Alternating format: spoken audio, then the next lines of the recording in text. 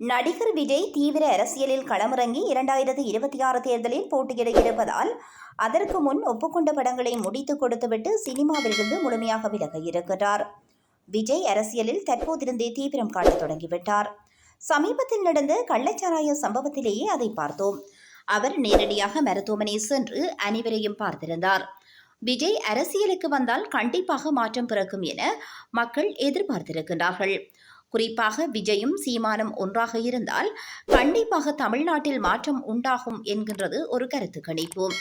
ஆனால் அதெல்லாம் நடக்குமா? இருவரும் தனித்தனியே கொள்கைகளை கொண்டு வேறுபட்டு நிற்கிறார்களே. இந்நிலையில் நடிகர் சஞ்சீவ் அளித்த பேட்டியில் விஜய் சினிமாவில் இருந்து விலகுவது பற்றி கேட்கப்பட்டது. அதற்கு பதிலளித்த அவர் தானே விஜயிடம் அதை பற்றி நேரடியாக கேட்டதாகவும் அதற்கு விஜய் கேள்விப்பட்டியா அப்போ அதுதான் உண்மை என ஒரே வரியில் விஜய் கூறிவிட்டாராம். நண்பர்களுடன் எப்போதும் நெருக்கமாக இருக்கும் விஜய் தன்னுடைய நண்பர்களுள் ஒருவரான சஞ்சீவிடம் இப்படி பேசிய செய்தி வைரலாகி வருகின்றது.